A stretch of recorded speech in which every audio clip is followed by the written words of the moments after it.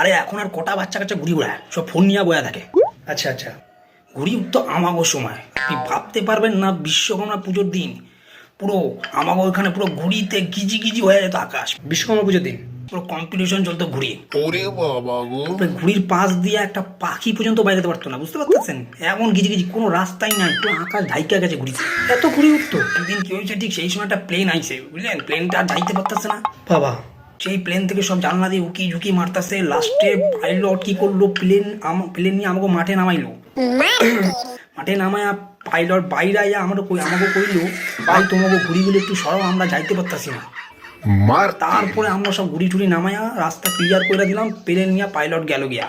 সেই সময় এরম পরিমাণে ঘুড়ি উঠতো, আপনি ভাবতে পারতেছেন তো কিরম ঘুড়ি উঠতো?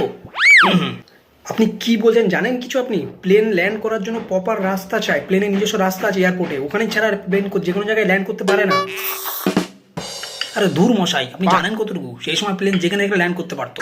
আচ্ছা, মাঠে ঘাটে যেখানে সেখানে। এখন তো সব ডং হয়েছে পাইলটের, ল্যান্ডিং করার জন্য রাস্তা চাই, এই চাই ওই চাই, যত সব নাটক। ওরে বাবা বাবা।